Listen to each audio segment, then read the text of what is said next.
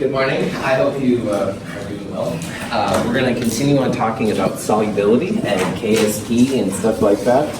I will be turning the midterms today. I'll do it towards the end and stuff. Don't pay attention to me if I do it before, so my apologies.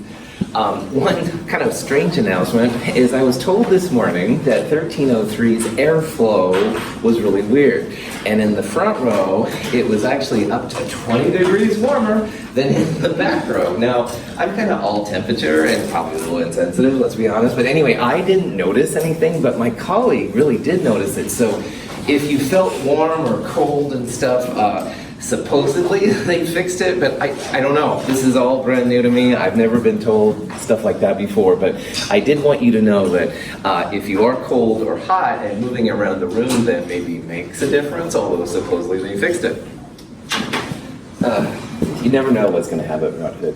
Any questions before I start on anything? All right. So solubility is definitely an important part of chemistry, all right, because it allows you to tell when solids form, why some solids necessarily don't form, how to make a solid go back into solution, and how to make something that's in solution become a solid. And this is really handy when it comes to controlling pollution, environmental problems, also maximizing yield and stuff like that. All of this section revolves around the last big type of equilibrium constant we're going to talk about, which is called KSP. It's the solubility product constant, or it's the product of solubilities. But just like all the K's we've seen, K's greater than 1 need more products, and K's less than 1 need more reactants. All of the KSPs follow this kind of pattern, where the reactant will be the solid, and the product will be the ions that go into the compound. So in this case, we're dealing with a very strange Hg2 2+ ion and 2 chlorides. So notice here how there's a solid as a reactant, and there's ions as a product. All right, and all the KSPs you see will be this way. So if you saw a KSP, say for silver chloride, the AgCl solid would be the reactant, and the silver plus and the chloride ions would be the products. This K is much less than 1. Does that mean more reactant favored or more product favored? Reactant, that's right. So because this is such a small K, and these will be some really small Ks, that means you're going to have reactant favored, and reactant favored with KSP means you're going to see a solid. All right? If you saw a K that was larger than 1, then it would mean that you had more products, you'd have more ions, and you probably wouldn't see any of the solid. And why this is important is that if you want to take something out of solution, if you have a solid in a liquid, a simple filter paper or decanting, which means pour the liquid off, is a really great way to pull that species out of solution. So if you want to get it out of solution, you want it to make a solid, you can then very slowly pour the liquid off, or use filter paper, something like that. You can remove the solid then from the solution. And this is an example that we looked at on Wednesday, but I want to go back and do it again. Justin and I found in our basement Mercury Solution.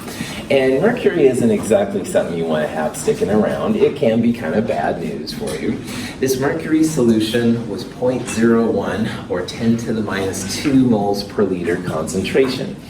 And what Justin and I decided to do is all the mercury ions make solids with chloride, bromide, and iodide. So we're curious here how much chloride we'd have to just begin the precipitation of the Hg2Cl2. And again, what we're going to use here is we're going to use the KSP, and these KSPs are all over the internet and our tables and stuff like that. This KSP, which solid is the reactant and the products are the ions. And we're basically trying to find the maximum chloride needed to make this stuff begin to crash out, to become a precipitate. Mathematically, it's very easy. All right, we're going to put this number right where the mercury is, and we're going to solve for chloride. But what is kind of cool here is that the number we're going to calculate, that's like the threshold between not seeing the solid Hg2Cl2 and then beginning to see the solid Hg2Cl2. So this KSP, which is mercury times chloride squared, and again squared because of the 2 right there, that represents, if you will, a type of a threshold between making a solid and not seeing a solid. And if these two things multiplied together are just a little bit larger than this, that's when you're going to see a precipitate form. It's the maximum ion concentrations. Now in this problem, we have a certain amount of mercury already present. We just want to find the chloride needed to make the solid precipitate out, to make it crash out. And once you go past the number we're going to calculate, past that threshold, that's when the solid will form, all right? So we have this number, we're going to find this number, and the answer, interpreting the answer, is the cool part, because just above that number is when a solid forms. But you can get right up next to that number, and then you won't see a solid. What if the answer, what if you actually have that value in your solution, Dr. Russell? Good question. If you're right at that value, then you're at the equilibrium. All right, so probably you'd see a little bit form, but if you stirred it up, it would go away. You let it sit, it comes back again. Most of the time, that's not a problem. Most of the time, we're worried about greater than or less than these thresholds, but that would be what would happen if you were right there. So again, mathematically, not too crazy. KSP equals mercury times chloride squared. The mercury is this 0.010. Chloride is squared here, so we'll take the square root of it, and the answer comes out to be 1.0 times 10 to the minus 8th molar. And like we talked about on Wednesday, this is a very small amount, all right? Like in the acids and bases labs we've been doing, the concentration 0.1, 0.01 maybe, something like that. So 10 to the minus 8th is much smaller. And this number, again, reflects that threshold. If you're under 1.0 times 10 to the minus 8th, no solid. But in theory then, like 1.01 times 10 to the minus 8th or larger, that's when you would see a precipitate form. Okay? All right. So Justin and I are not going to have to add very much chloride to make a solid form. And the chloride could come from like a sodium chloride, like a salt solution. It could come from hydrochloric acid. Any source of chloride would be enough. And that would be a very easy amount to exceed. So we'd see the precipitate readily. Okay, so now let's say that, all right, we want to get rid of the mercury. We're going to raise our chloride to 1.0 moles per liter. And again, because chloride is so prevalent, that wouldn't be a hard number to get. You could take table salt and put it in water or something. But anyway, we're going to raise the chloride to water, and mercury was 0.010. So the question is then, what is the new value of the mercury? Now, Le Chatelier's principle will help you a lot in this section too. If you start adding a lot of chloride, all right, you're bumping the chloride up a lot, will this reaction move left, right, or not change? Left, that's right. Adding a product makes the reaction move to the reactant side. You're going to see more solid. What will happen to the concentration of the mercury as it shifts to the left? Decrease, big time. We're trying to get rid of the 0.010 molar mercury. So by adding a lot of chloride, we should be moving it to the left-hand side. Your mercury ion value should be a lot less, hopefully, than 0.01. So again, mathematically, these really aren't crazy problems or anything like that. KSP equals mercury times chloride squared. Chloride is 1 mole per liter. So if you solve for the mercury part, it's KSP, 1.1 times 10 to the minus 18th, divided by 1 squared, 1.1 times 10 to the minus 18th. So besides being a number that looks really cool in scientific notation because it's so freaking small, what does this tell us? Your mercury went from 10 to the minus 2, 0.01, down to 10 to the minus 18th. So that's roughly 10 to the 16th orders of magnitude less, okay? So Justin and I took something that was relatively high in mercury and made it very, very low, all right? 10 to the 16th lower than it was before. And this brings up another interesting part of chemistry, because is this number so low that it's safe? Like, would you drink it? And you don't have to answer this, but I want you to start thinking about it. In chemistry, you never really get rid of anything 100%, all right? Unless it's something like sodium reacting with water, and there's a lot of water around, almost always you're gonna have some really small amount of solute stuff left over. Now, going from 10 to the minus 2 to 10 to the minus 18th is huge, all right? I would certainly feel much safer placing that into the environment with my fish, the fish-friendly solutions, I'm trying to say. However, sometimes even small amounts and stuff can make it go happen. And on Wednesday, I left off telling you about, there's been a lot of controversy about the acceptable levels of arsenic in your drinking water, all right? And this is a whole nother topic, but if I remember right, it was like 10 parts per million and they want to raise it to 50 or something like that. And is that okay? Would you feel comfortable drinking it? And it's something you have to decide as a person and as a scientist, all right? All I'm doing here is I'm giving you the tools to know what the new levels are, all right? So this kind of stuff is very relevant when it comes to safety and environmental things and stuff. So, any questions on that? Cool. All right, so here's an example of a problem. We've got some strontium ion in solution. Excuse me. Strontium carbonate has a KSP 5.6 times 10 to the minus. Whoops, wait a minute. I think I'm having a technical issue here. I don't think I. Okay. Station identification. This is. There we go. All right, so let me try that one more time. Sorry. There we go. Strontium carbonate, a KSP 5.6 times 10 to the minus 10. Would you classify strontium carbonate as soluble or insoluble in water?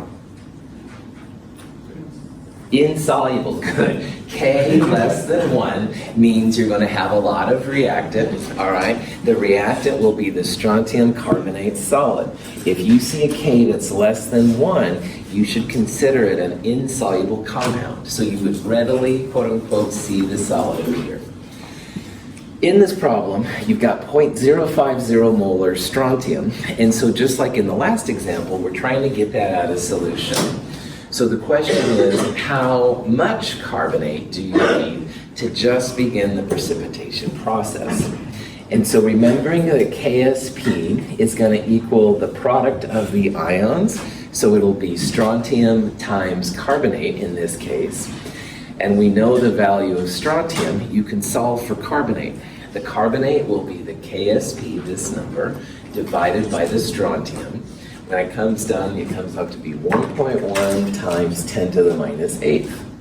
So this is the minimum amount of carbonate required to make a solid. So if you had 1.11 times 10 to the minus 8, you would see a solid. If you saw 1.0 times 10 to the minus 8, then you wouldn't see a solid. Any questions on that? Sweet. Okay. This leads up to another idea, which is something we talked about briefly with buffers, but it does help with solutions too. And it's called the common ion effect. Now we use the buffer, in buffers, we use the common ion effect to describe what happens when we put like ammonia with ammonia or acetate with acetic acid, the conjugates. We're going to use the idea here that we want to precipitate out a solid, all right, or an ion. And we're going to add something in order to make more solid. But in the process, we end up with another ion, and we'll talk about it. This is an example of a silver acetate compound. And silver acetate is relatively insoluble. And again, if you hear the term insoluble, that means you should see a solid, all right? And just like all of these reactions with a note with a recordable KSP, the solid will have a little bit of the ions over it, all right? The solid forms, some of them break up, but then the ions, some of them come back and make solids. So let's say that we really wanted to get rid of the acetate, all right? Well, one thing you could do is you could add extra silver nitrate. Now, the silver is the interesting part in this application because as you add more silver, the silvers will find the acetates and they'll make more silver acetate. So you can see in this little graphic, like extra silver nitrate here, or acetate, excuse me, has been made. So the silver, we're adding a silver, it's the ion that's common to the silver acetate reaction. So silver acetate as a solid is in equilibrium with silver and acetate.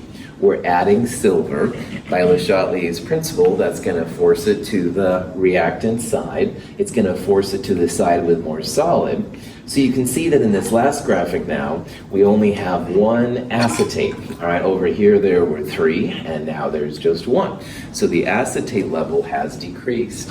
However, in the process, you can see now we've introduced a new ion, nitrate. Nitrate is a spectator. Hopefully it's not damaging to what we want. But I do want to point out that when you lower something, you also raise something else in its place. And we'll see that here in a little bit.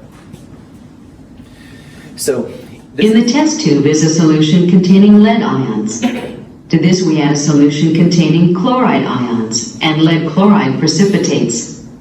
Solid lead chloride is in equilibrium with lead ions and chloride ions in solution. At this point, we add more chloride ions in the form of a sodium chloride solution, which disturbs the equilibrium. More lead chloride precipitates, which removes still more lead ions from solution.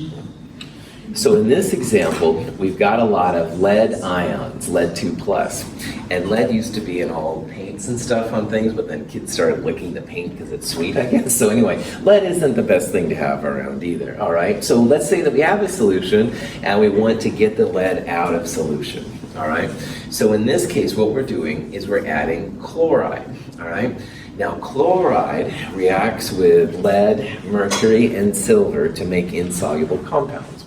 So in this case, we're going to make some PbCl2.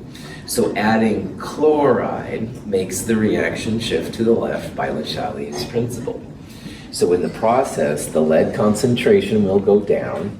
We do end up then with chloride in solution, but hopefully that's better than the lead. Excuse me. The ion here, the common ion, is chloride, all right? Even when there was PbCl2 by itself, there was a little bit of lead and chloride ion in equilibrium. In equilibrium, you always have non-zero amounts. As you add an ion common to the equilibrium, which is what the common ion is, you're basically adding the product. You're adding more of the chloride. That's going to make the reaction shift to the left. The lead concentration will go down, all right? You can see that where there was no chloride before, now after the first addition, there's some. This green thing up here, that's the amount of PbCl2 that's precipitating. And again, as a chemist, it's relatively easy to precipitate solids from liquids if you just use filter paper or if you can't. In this case, they added 2 amounts of chloride. So you can see how the PbCl2 went up and the lead went down. So the good news here is that lead, which is kind of funky, the concentration is quite a bit lower. And it can be quite a bit lower, as we saw from some of the last examples. But you don't get something for nothing, all right? In the process of lowering the lead, we now have more chloride, all right? Chloride is a result of getting the lead out of the solution. And you can't add just chloride by itself. You could add sodium with it, sodium chloride, or H+ with it, hydrochloric acid. Those 2 concentrations are also not shown here, but they would also be larger too. So if you really have something you want to get rid of, lead, mercury, arsenic, these kind of things, all right, thallium, all right, yeah, totally, there's ways to get rid of it, absolutely. We'll make the concentration go down. But in the process, do realize you are going to have other ions present that weren't there before. In this case, your chloride is definitely higher than it was, and something with the chloride, sodium, hydrogen, who knows, that will be higher too. Any questions on that? Barium sulfate is a very insoluble compound. If you don't know anything about barium sulfate, which is okay, again, look at the K, it's less than 1, and KSPs that are less than 1 means that they're pretty insoluble. You're going to see solid when the two ions come together. So what we want to do in this problem is we want to find the solubility of barium sulfate in pure water and also with some barium present. So this first question, literally you can imagine you're adding barium sulfate to water and you just want to see how much is there. And the next one, you're going to have some barium already present. And we can use Le Chatelier's principle and the KSP to kind of see like what's happening. The first part of this question, solubility of pure water. Solubility, again, is the moles per liter of the solid that dissolve. And on Wednesday, we looked at some examples where we called the solubility literally equal to X.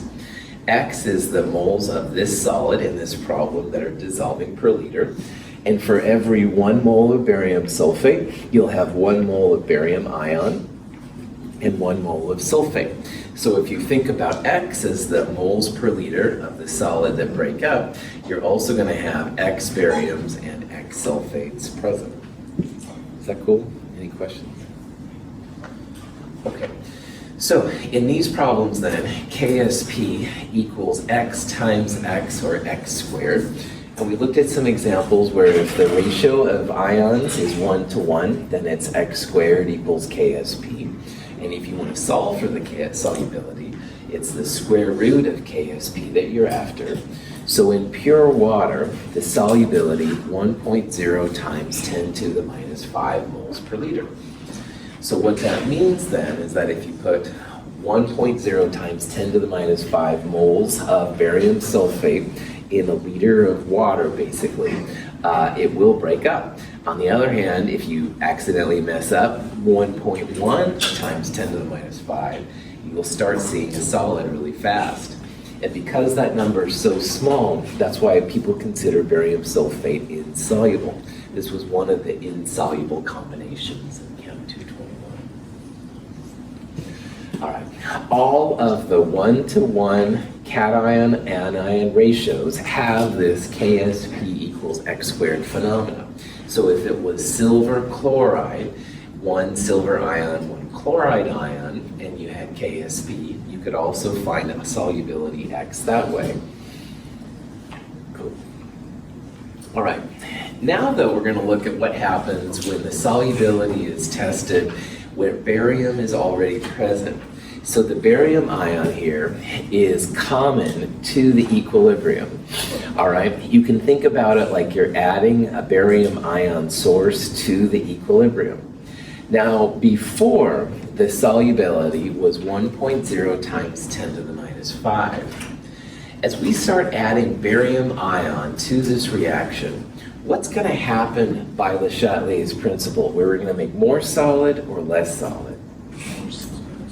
More solid, that's right. If you make more solid, that means not much solid will break up. So your solubility in the presence of barium should be a number smaller than this. All right, we had 1.0 10 to the minus 5 when it was just the solid breaking up. Now we're spiking our solution with extra barium. That's like adding a product. Le Chatelier's, it moves to the left side. As it moves to the left side, less barium sulfate is going to break up. So the solubility of barium sulfate, when barium's present, should be a number smaller than this. So we can use Le Chatelier's still here to predict if our answers are meaningful or not. So the common ion, and the common ion here is this barium. We're adding the barium to this equilibrium. The common ion is going to shift the reaction to the left, all right? You can think about that as more solid is being made, and also that less solid is going to be breaking up because there's already barium there. And both of those imply then that the solubility, the amount of the solid that's breaking up, is going to go down. The source of the barium prevents the solubility from being even this small a number. It should be smaller after this. So what we can do is set up an ice table, and I believe this is the last ice table we're gonna see. Don't cry tears for me, I know. But anyway, what you can do is have like an initial amount of barium, and we don't initially have any sulfate.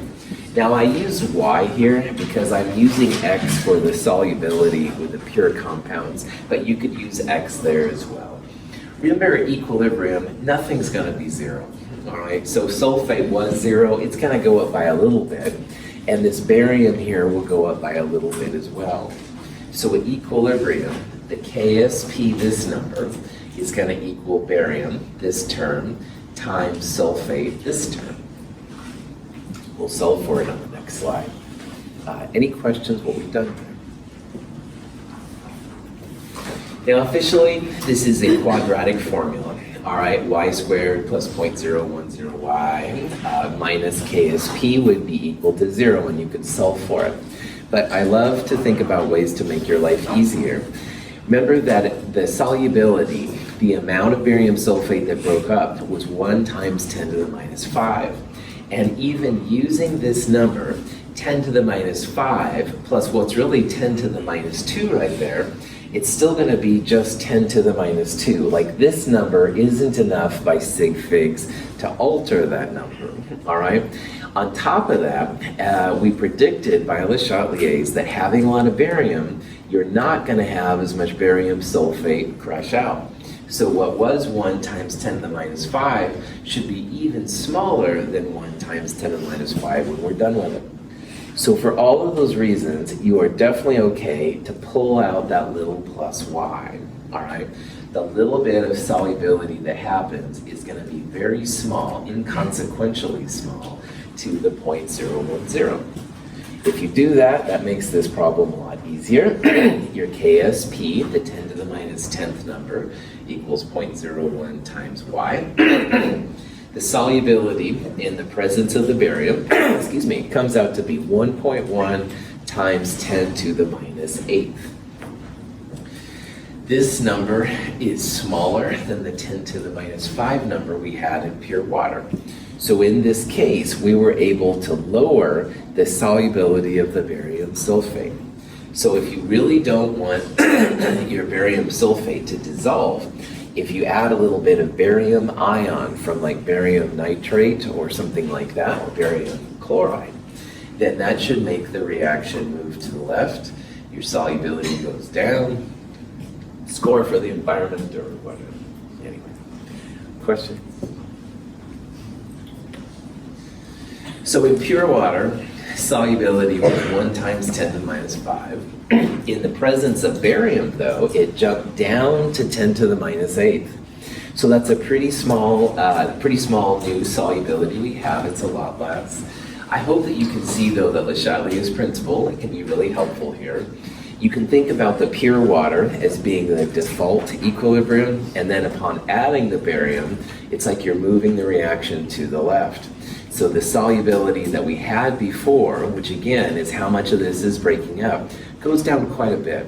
All right, the bariums are, if you will, blocking the solids from dissociating a little bit. This solubility guide has more of these kind of problems.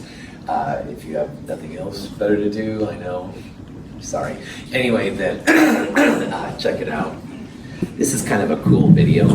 It shows barium sulfate being formed. I'm kind of fascinated by these super high frame rate photography things, but anyway, it's kind of neat and wispy. It looks like a form. Anyway, question? Good.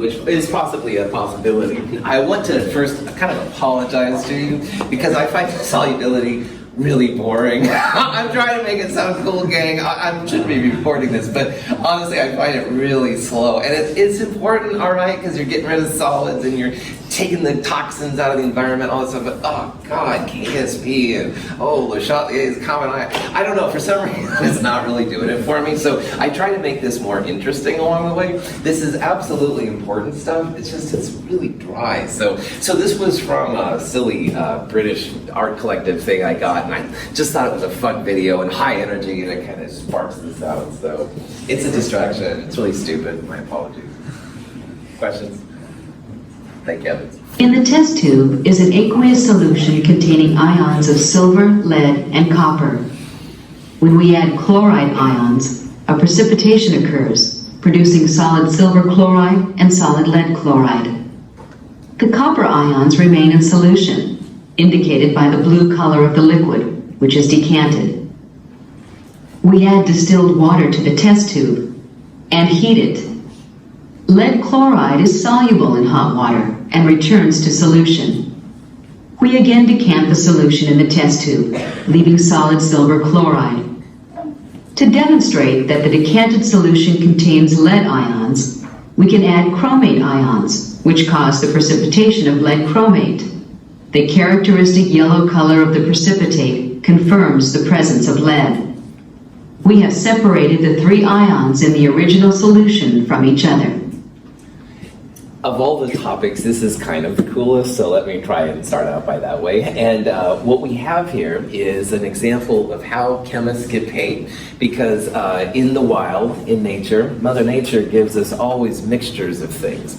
And one of the things that chemists do get paid for is separating out the different things from each other. So this is an example of what sometimes people do. And initially, there was a test tube, and it had copper ions, silver plus ions, and lead 2 plus ions. And we're trying to get the three ions separated from each other, all right? Now, the blue color is a natural color of copper 2 plus. If you were with me in the fall, or you took Chem 221 here, in the empirical formula lab, there was a blue solution, it was a copper solution, and that's really indicative of copper 2 plus. So what they did here was they used differences in solubility to isolate the ions from each other. Now, if you remember from Chem 221, or whenever you took solubility stuff here, chloride reacts with silver, lead, and the mercury 2,2 plus ion, but it doesn't react with copper. All right, most things copper doesn't react with too well. So what they did is they added a source of chloride, sodium chloride, hydrochloric acid, whatever. And what you end up with is a white solid, all right? And the white solid has silver chloride and lead 2 chloride. K's less than 1 mean they're insoluble, which means you're going to have a solid around. And those two, the silver and the lead, react very readily with chloride. The copper does not. So what they did then is they decanted, and decant just means pour the liquid gently off the solid. And so in the first test tube then, you've got nothing but the blue copper 2 plus ion, all right? But then you've got white silver chloride and white, arguably, lead 2 chloride, all right? And those guys then have to be separated. So the next thing they did to just the silver and the lead now is they heated it up. And I believe it's the lead chloride which goes into solution. In the Le Chatelier's principal lab we did, you actually heated the lead 2 chloride up. You saw it was an endothermic reaction. Lead 2 chloride pretty readily goes into solution if you heat it up, and silver chloride does not. It takes a lot more energy to make silver chloride go into solution. So they basically made all of this lead 2 chloride go into solution, and they again decanted. You can use filter paper, but decanting is a lot easier. And so the liquid part had lead in it, and the solid that was left over is all silver chloride. Now, just because you take a liquid off a solid, it doesn't necessarily mean that you isolated it. So they did one more thing here. They added chromate to the lead 2 chloride, the liquid that was off the silver chloride solid. And in the presence of chromate, lead makes a really cool yellow color. That one right there. So that like verifies that you have lead iron. The only thing I would have done differently on this reaction is I would have added chromate to the middle one too. Chromate with lead makes kind of a red color, orangish red, rustish red kind of color. That would have verified that this really was silver here and not anything. But anyway, notice how then you are able to separate the things out. And it's not 100%, all right? There's going to be silver and lead over here as well. And there's probably going to be a little copper, like even over in that one. But again, to a very high appreciation rate and relatively low concentrations. Separated. Let's watch that one more time, because this is kind of a cool video. Sorry about those little green lines on the side. I don't know what's going on there. In the test tube is an aqueous solution containing ions of silver, lead, and copper. When we add chloride ions, a precipitation occurs, producing solid silver chloride and solid lead chloride. The copper ions remain in solution, indicated by the blue color of the liquid, which is decanted. We add distilled water to the test tube and heat it. Lead chloride is soluble in hot water and returns to solution. We again decant the solution in the test tube, leaving solid silver chloride. To demonstrate that the decanted solution contains lead ions, we can add chromate ions, which cause the precipitation of lead chromate. The characteristic yellow color of the precipitate confirms the presence of lead. We have separated the three ions in the original solution from each other. So again, intentionally or unintentionally, if you have a mixture of ions like this, there are some ways to separate them out. Sometimes the greater or higher, the differences in KSP can be used to kind of make a strategic plan to separate out one from the other. So knowing these KSPs are good. But remember, anytime you see a KSP less than 1, it means it's going to make a solid. I don't know of any KSP for like a copper 2 chloride. I think that would be too soluble. But you can use these differences in KSP then to make it happen. So this is a type of a problem you'll probably see on quizzes and midterms and stuff like that. So I'm just letting you know. And it's about how to separate out one ion from the other. And it'll be like 2 metal ions like we're seeing now. It could be 2 non-metal ions, all right? But you want to separate them out from the other 2. And these kind of questions have 2 questions, all right? The first part is how much or which one makes a solid first, all right? So again, precipitate just means makes a solid. And you can look here at the KSP values and you can figure out what they're equal to, and you can kind of go from there. Now, when you add chromate to these 2, lead 2 chromate makes a really cool yellow color. We saw that on the video just a second ago. Red silver chromate appears when silver and chromate ions come together. It's kind of a rust red. So you can also think about this as like what color would you see first if you want, but anyway. Here's how to do it. Set up 2 simultaneous KSP expressions. In this case, KSP for silver chromate equals lead squared, thanks for playing, silver squared times chromate. The PbCrO4, that KSP is right there, and that equals lead times the chromate. So when it asks which one precipitates first, if you want to do it formally, what you want to do is you want to solve for chromate in both cases, all right? You've got the concentration of the silver and the concentration of the lead, i.e. that number right there and that number right there. So the first thing you want to do is solve for the chromate. The first one to exceed the numbers we're going to calculate will be the one that precipitates, all right? So we're looking for the smallest answer here, the smallest amount of chromate. And the smallest amount of chromate will be the one that makes a solid first, that precipitates out. So again, mathematically, none of these things are hard, they're just kind of weird. The KSP for the Ag2CrO4 is this number. We're going to divide it by the silver ion squared, and that's one of the things that's given. So 2.3 times 10 to the minus 8th molar chromate is needed to see the red silver chromate precipitate out. If you do the same thing for the lead, all right, this number is the KSP for the lead. That equals lead times chromate. Lead is also 0.020. The concentration of chromate here, 9.0 times 10 to the minus 3. If you look at these two numbers long enough, they're both small, but 10 to the minus 13, freaking small, all right? Much smaller than this one, 4 or 5 orders of magnitude. So what that means, it takes a lot less chromate to make PbCrO4 crash out. PbCrO4 will be the first one to precipitate. Now, this is the ultimate way where you find the chromate required to make the solids precipitate.